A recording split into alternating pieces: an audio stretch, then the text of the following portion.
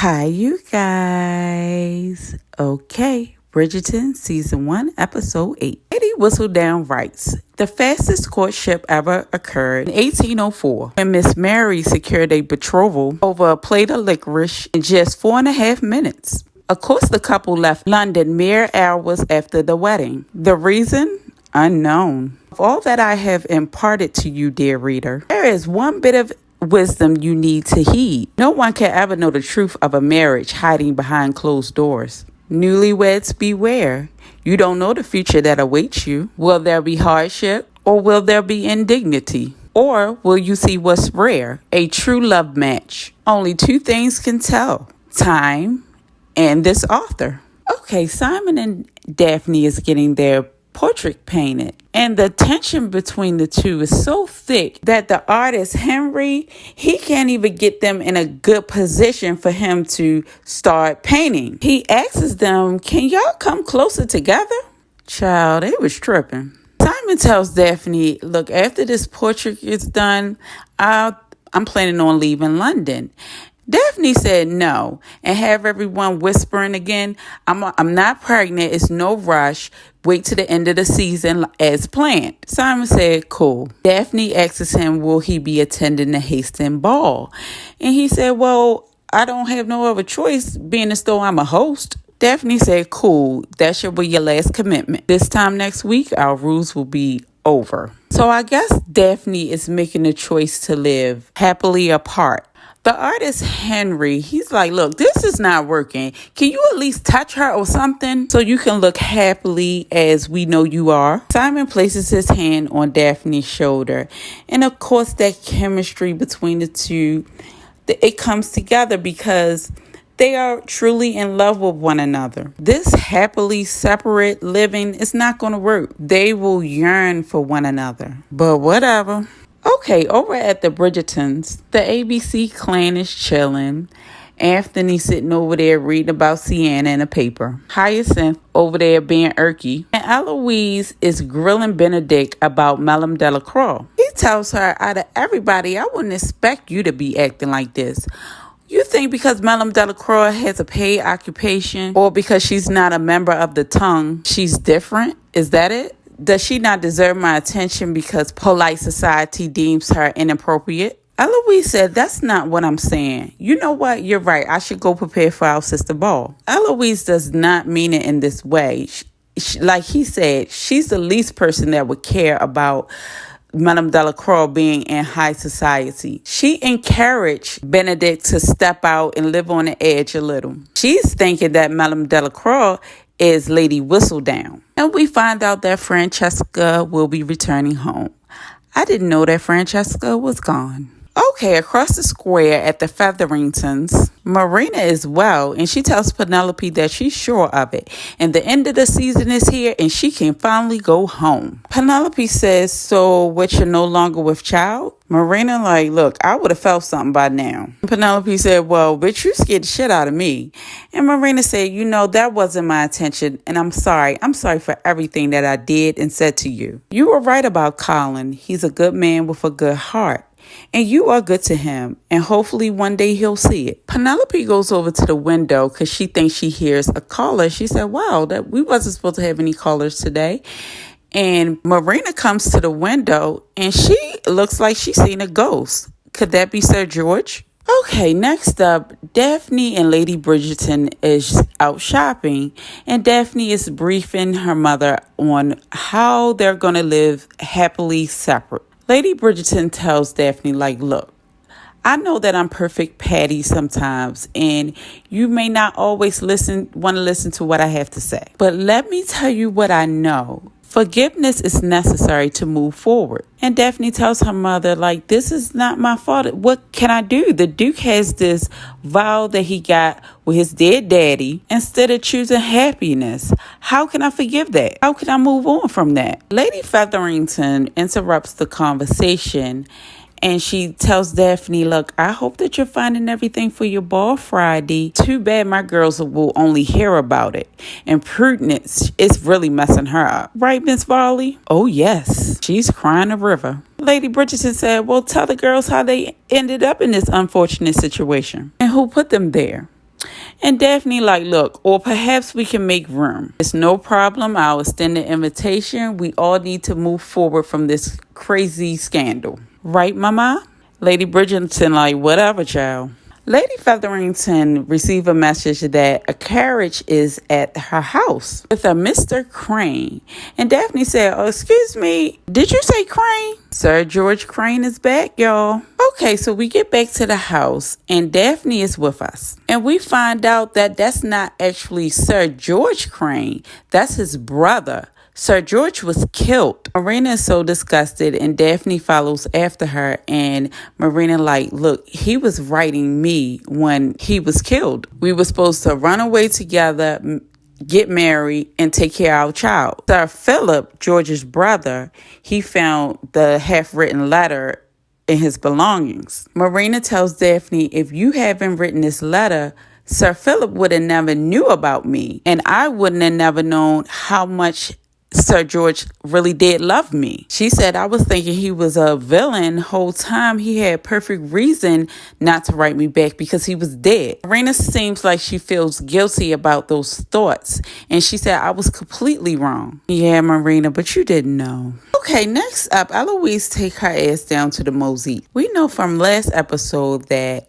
Eloise is convinced that Madame Delacroix is Lady Whistledown. She needs Lady Whistledown to write a story about the Featheringtons, putting them in a good light. Now, Madame Delacroix, she was laid up with Benedict. The both of them is wondering, what the hell is Eloise doing here? Eloise says she need a gown for the ball tonight, even though she already had one. Eloise says, it's a shame that those Featherington girls has to suffer because of what Lady Whistledown wrote about them. Hopefully she'll fix that. Madame Delacroix said, I'm sure she will. She wouldn't want to mess up her good business relationship. Eloise said, Lady Whistledown needs to be careful about what she writes, whether it's Bridgerton's or the Featheringtons. People say men like my brother can withstand rumor and gossip, but I'm not sure about that. Madame Delacroix said, I know why you're here. Girl, you smart and you care about your loved ones, but I have no intention on compromising anyone.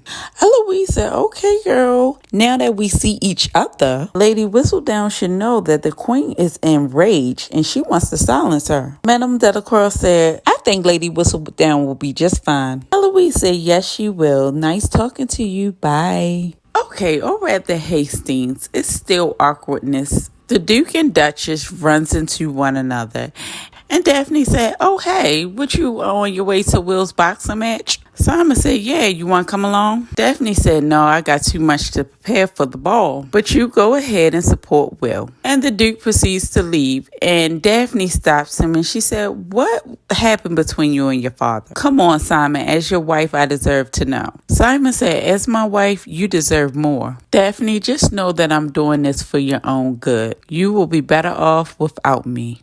Okay, now we're down at the fight and Will's preparing. His wife is like, maybe if you win tonight, we can take this expedition on the road. Will is now singing a different tune. He don't want to do the business venture with the expedition on the road. He said he's tired of his sole income coming from fight to fight, having to pander to the wealthy. He said it's about time that he think of the future. Will's wife said, so what are you saying? Will said, perhaps I lose. Okay, now Lord Featherington is placing his bet with some bookies. And one of the bookies said, no, my man, word around town, you bad for business. Lord Featherington said, fuck that word around town. Here goes the deed to my house. Sienna up in there with her boo. The Duke has finally arrived and Will was like, damn, I thought you were supposed to be here an hour ago. And the Duke said, well, I'm here to wish you luck. You ready? And he notices that Will and Lord Featherton looks at each other and he's like, what the fuck? This is weird. But it's no time to get into that. The fight about to start. Okay, back over to the Featheringtons. Sir Philip has reemerged and he asks Marina for her hand in marriage. He's like, it will be an honor for him to provide for Marina as her brother would have done so. Lady Featherington said, Marina, this is perfect. He has inherited his brother's title and he has the adequate estate to provide for you and perhaps your distant cousins as well. Marina said, I don't know this man. I don't love this man. I cannot marry this man. Sir Philip said, I know that my brother loves you very much and he would have want you to be supported. Marina said, thank you very much, but no thank you. You may leave now. Lady Featherington said, what the fuck is wrong with you? That was the perfect proposal. Marina said, look, goddammit, I'm no longer with child and I will no longer participate in any unwanted arrangements or disingenuous schemes. All right, girl, I hear you. Okay, over at the Hastings, Daphne is trying to find some things on Simon because he won't unfold to her. So I guess back in these days, when a person is secretive or hiding things, they would hide it in drawers because remember Penelope was going through her mother's drawer looking for secrets?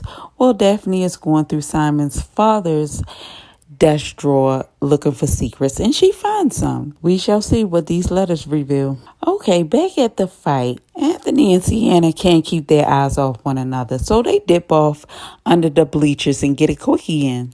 I don't think Anthony deserves any of Sienna. Like, girl, make him suffer. But I get it, that's her boo thing. And Will, he loses the fight. Simon knew instantly that that was some bullshit. And Lord Featherton is over there celebrating, acting like a fool. Whole time the bookies is in the corner in the cut, watching him celebrate. So now he get caught fixing a boxing match. Okay, back over to Daphne and the letters. Lady Downbury, she walks in on Daphne, and Daphne asks her about the letters. Did she know? And Lady Downbury said, yes, I knew, and now you know. Daphne said, I had no idea that Simon had difficulty speaking as a child. And Lady Downbury said, well, how would you know? He worked so hard to eliminate that difficulty. He was very proud. That's why he wrote those letters in the first place. Daphne said, well, the late Duke didn't even read them. What kind of father does this? Lady Downbury said, the type that not only expected perfection, but demanded. And when it wasn't achieved, well, I'll just let you imagine. Daphne asks Lady Downbury, she said, you helped him overcome his impediment. Lady Downbury said, I just showed him what he was capable of all along. And if he needed some encouragement or a push from time to time, I was happy to provide that. But at the end of the day, the Duke's triumph was his and his alone. Okay, the fight is over and the Duke goes to see Will. And Lord Featherington is leaving out Will's dressing room. Simon tells Will, like, if you was in some financial trouble, you should have told me. And Will said, look, I'm not looking for any charity. Simon asks Will, what about your honor? Will says, tell me what could be more honorable besides taking care of your family. Simon asks Will, what you think Ella's going to think about this deceit? Will said, look, don't worry about my marriage. Worry about your own. I'll be willing to bet that your wife thinks the same. This causes Simon to get all puffed up, about to go off. Will says, look, you're angry, but it's not with me. You need to find out who you mad at and go handle that. Okay, over at the Featheringtons, Lord Featherington lays all his winnings out on the table. And he said, I'm rich, bitch. Lady Featherington said, oh, okay, but where did you get all this money from? And he said, a tip. She said, oh, okay, how much is it? He said, look, just know that it's enough. Lady Featherington said, Barley, get the girls ready to go down to the Modis. Okay, it's the next morning and we're over at the Hastings house. Remember that Simon and Daphne are supposed to be doing this happily separately thing. So they run into each other at breakfast and Daphne like, oh shit, I wasn't expecting you, but I'll leave if you want me to. And the Duke said, no, stay there. You already started eating. And it's an awkward silence, which that's not really them. When they get along, they enjoy conversing with one another. Daphne asks Simon would he like to join her over her mother's house. The family is all getting together to welcome Francesca home. She tells him that if he decides not to go, that it's going to look suspicious to her brothers. And Simon said, cool, I'll go. Okay, so we go over to the bridge scenes.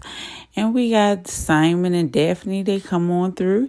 And it's the whole dang on crew there. Francesca tells Simon that she's happy that she came home to her fourth brother. And Hyacinth want to know when can she come up to Clayton. Simon said, you can come anytime you want. Benedict goes over to Eloise and tells her that she must not do what she did the other morning. And Eloise said, oh, what you mean, visit one of your acquaintances? You know what, Benedict? I was wrong about her. You don't have anything to worry about. And here come Anthony. You don't have to worry about what? Benedict said, fuck it. I have a friendship with Genevieve Delacroix from the Modis. Anthony said, well, good for you, brother. If she make you happy, I'm happy for you. Well, about time he is minding his business. Penelope comes over and joins the crew, and her and Eloise is chit-chatting. Eloise fill her in about her unmasking Lady Whistledown. Eloise tells Penelope that it's Madame Delacroix, and she is going to write something in your family's favor. Penelope said, that's impressive. She has 2 jobs. Eloise said, and we should aspire to be just like her, unmarried, earning our own money. Penelope said, look, Elle, I'm happy that you found her and all, but I can't aspire to be that way. Your sister is now a duchess, which make your life that you aspire for more easier. The status of my family is an entirely different story, and that's not changing no time soon. Simon is a hit with the 2 younger siblings, and Daphne sees this and she like, damn, he'll be a good father. Okay, across the square at the Featheringtons, Madame Delacroix comes through with the dresses because they done paid that bill, honey. The girls has their dresses now and they're all giddy. And Penelope like, and mine is just yellow. Lady Featherington tells Philippa, and maybe Mr. Flint should have you back since you got your dowry back. Philippa said, back? It was gone. Marina is coming from the kitchen with a plate of food. And she must have felt a kick because she dropped that plate. She said, someone please call 911. So the doctor comes and he asks Marina, you really thought a tea was going to work? When has that ever solved that problem? Marina finds out she's still with child, honey. Lady Whistledown writes, the final ball of the season distinguished one of 2 things, anticipation or dread. While our year's successful couples look forward to flaunting their perfect, joyous union, others shudder at the thought of spending one last night at the discerning eyes of the tongue. Indeed, they know what tonight signifies, that their time is officially up. For those that find themselves without choices or hope, fear not. No one knows when or where your fortune may turn. Okay, Anthony done got his girl Sienna back. And they're tripping in the bed, this kikiing. Sienna asked Anthony about the ball tonight. And Anthony said, yes, this is the last ball of the season. And Anthony wants Sienna to come along. Sienna said, you for real? That's preposterous. Anthony said, well, my sister is Duchess and I'm Viscount, and I want you there. All right, we'll see. Okay, over to the Hastings. The Duke and Duchess is dressed and they're ready for their guests to come through the door. They were discussing how many dances they were going to participate in tonight. One of them said something that made both of them chuckle. Daphne tells Simon that he was good with the kids tonight. Simon said, I've always been good with children, but that does not mean that I want children. Daphne said, yeah. And the guest has arrived. Everyone is in attendance. And Will is there. And did y'all peep his wife's new necklace? Simon sure did. Bling, bling. Eloise comes through the door and she's all dolled up. So the guy is looking at her and she said, perhaps you should take a picture. Lady Bridgerton tells Eloise, dear, just look at this like a rehearsal until you're ready to come out. Don't be so stressed out, girl. Chill. Daphne comes over to Eloise and she said, oh my goodness, Eloise, you look gorgeous. I know this isn't your thing, and if you want to, you can go right on up to the library. I'm just glad that you showed up. Eloise says, sister, let me thank you for being so perfect. That way I don't have to. Aw, sister love. Okay, now we got the Featheringtons coming through the door. This time the tone is different. They're welcoming them. Mr. Flinch was there waiting for Philippa. Lady Featherington is telling the ladies that Daphne personally extended her invitation, and circumstances sure has their way of turning around. So one of the ladies said, yeah, we heard about your husband's big win the other night. Is he still out celebrating? Some circumstances sure doesn't change. Meanwhile, Lord Featherington is down at the whorehouse thinking he about to get laid. Whole time it's the bookies waiting for him to come in the room. Okay, back over at the bar. Colin goes over to Penelope and he apologizes. He said, Penelope, I know that you was trying to protect me from Marina, and I was a fool. And Penelope said, you wasn't a fool. You believed you was in love. You don't have to apologize for that. When a person is in that position, he should declare it assuredly, loudly. Colin, I have something to tell you. And Colin said, no, Penelope, I have something to tell you. Penelope said, you go first. He said, I'm going on tour. You convinced me, you remind me of my true passion. And if it wasn't for you, I wouldn't have did this. I leave tomorrow. Poor Penelope heart is broken.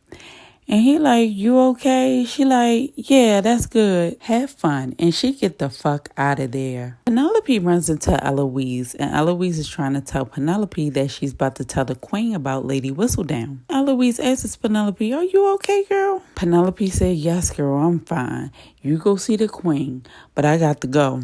Eloise tried to go up to the queen, and the queen man stops her. He said, one does not approach the queen. Eloise said, I just wanted to thank her for the opportunity to let me unmask Lady Whistledown. I figured she must be getting close to unmasking the identity, being as though she has such an esteemed counsel. Eloise had to butter him up to get some information, so now he's so proud of his work, he gets the spilling tea. They planned on busting Lady Whistledown tonight. They found out that she gets her printing done down on Lombard Street. She goes down there when it's a big event like this one and everyone is distracted. So they plan on seizing her tonight, honey. Eloise take off and she try to hunt down Benedict. And she like, Benedict, you need to get in touch with Madame Delacroix right now. She's in trouble. And Benedict is not paying her any attention. He like, not right now, Eloise. Eloise said, fuck, I gotta get down there and let her know. Goes outside to her driver and she like, look, I got money. You need to take me somewhere. Anthony pulls up to Sienna's place with a bouquet of flowers, knocks on the door, and Sienna's new man answers the door. Child, Sienna came to the door. She said, give me a minute, honey. I'll be upstairs. Sienna tells Anthony, yeah, I thought about going to the ball with you tonight. I envisioned walking in your arms and dancing the night away, but it was just an imagination. I have to do what I always have done. I have to look out for myself. I have to ensure my future. Because in my heart, I know there is no one else that ever will. You are lost, and you can't have me out here being lost. You need to let me go. I am content. That man upstairs, he does not wish me to go to a ball, to dress in some absurd gown. He does not wish for me to change, and neither do I. You need to let me go. Anthony said, you know what, Sienna? You're right. I'm sorry.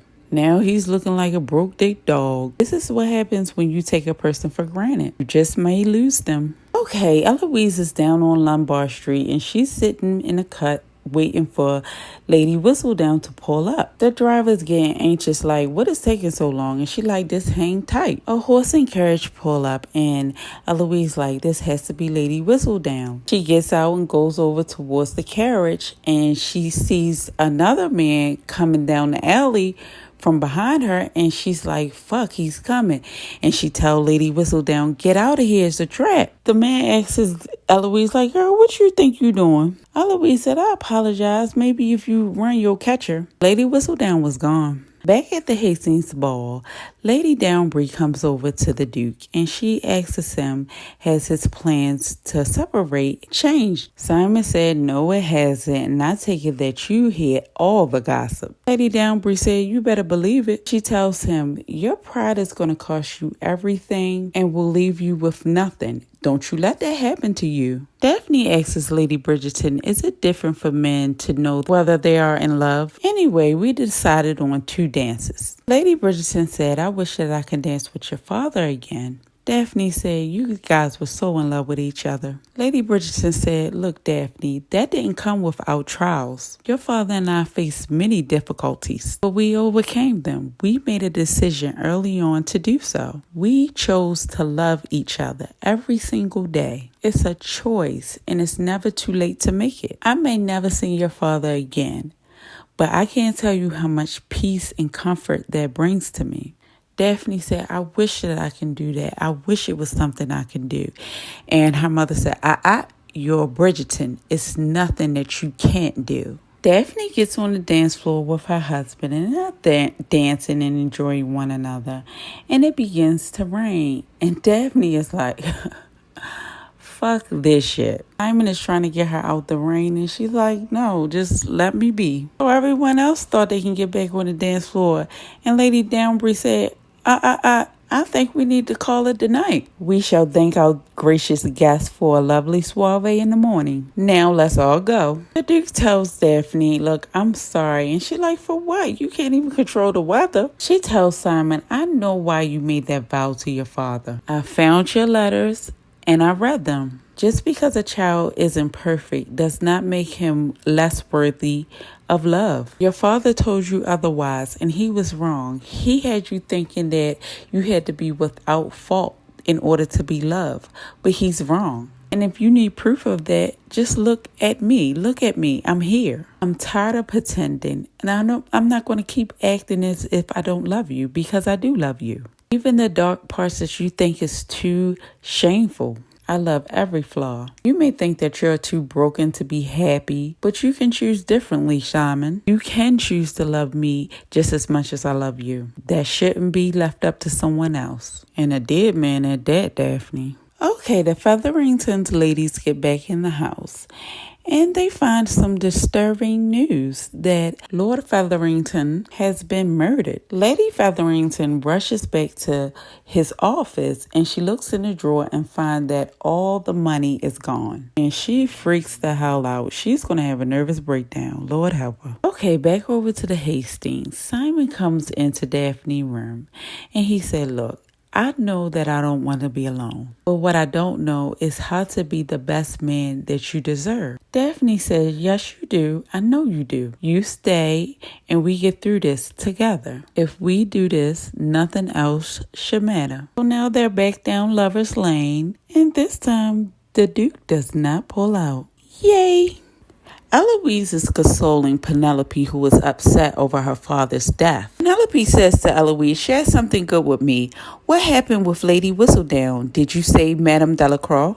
Eloise said, yes, indeed. Now she can fix what she botched. I'm sure of it. Penelope said, well, with Lady Whistledown on the loose, next season will sure be more interesting. Lady Featherington is standing in Lord Featherington's bedroom, and I can imagine this is surreal for her. First off, fucking around with Lord Featherington, I would need to see a body. In my opinion, Lady Featherington is a strong woman. She's the type that's going to make sour lemons into sweet lemonade. She's cunning, and that can be a negative thing, as in her scheming with Marina to marry Colin and pin that baby on him. But in a high society where women are undervalued or limited to certain resources, this is how she hustled to get what she wants. I think she's my favorite character. Okay, Marina walks in on Lady Featherington and she asks, how did you endure 20 years of marriage without love? Lady Featherington tells her, you'll find small things and big ones too,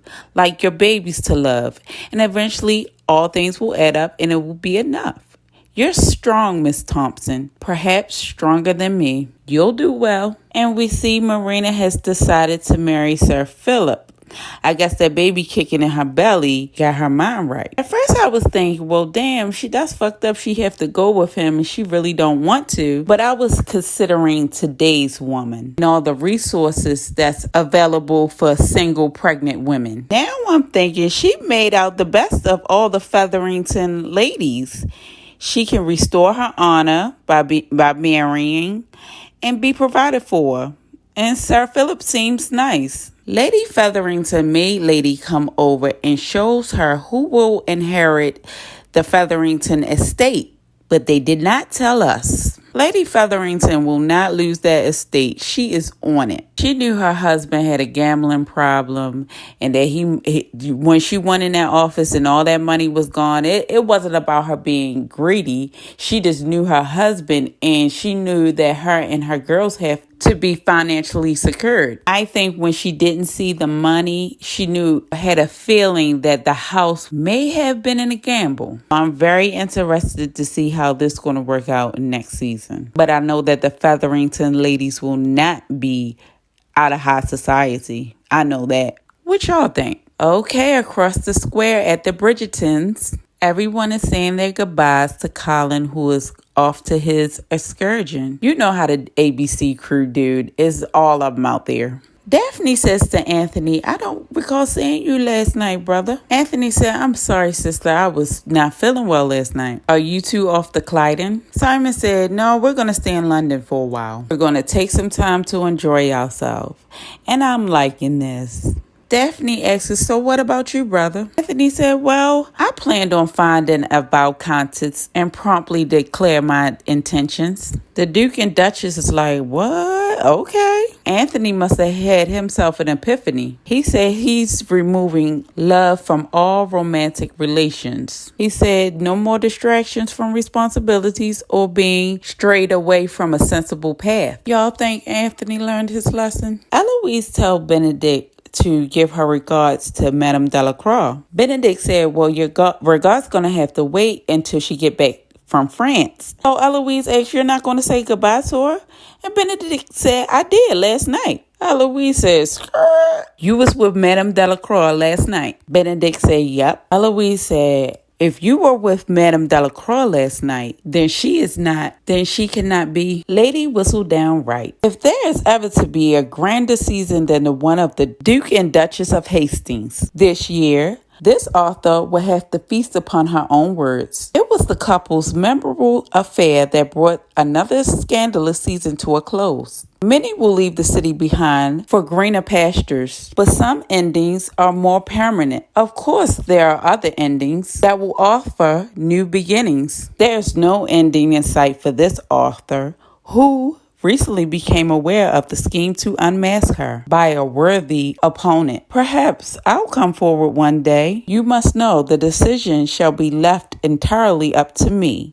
Yours truly, Lady Whistledown, who is, goddammit, Penelope. I knew it. I figured it out in episode 6 when Penelope went to Eloise crying, and then after Lady Whistledown put it in the paper. Now, my first thought was Penelope works close with Lady Whistledown. Penelope was too invested. She could not let Colin go. Ray Charles can see that. Earlier in the season, I did think it was Madame Delacroix because she made all the fashions for the ton. So all the ladies had to go to her shop and get the gossiping, right? And Marina did threaten to out her that she wasn't really French. Then I seen that Madame Delacroix had her own life and her own interests. She was getting into some things, honey. I said, no, she don't care about no damn Marina being pregnant by Colin. She don't care. Okay, lastly, it's several months later, and the Duke and Duchess of Hastings is having a baby. Daphne is in labor with Lady Bridgerton by her side and Simon. Daphne delivers a baby boy, and everyone is so overjoyed. Simon said whatever the baby name is going to be, it has to start with an A. They have to have their traditions, right? So the Duke and Duchess are going to start them a little ABC clan. What a beautiful way to end the season. What y'all think? Did you guys like it? Bridgerton is cute, but I need some more scandal. I'll be tuning in next season, and I will be doing reviews, so I'll catch you guys on the next season. Bye.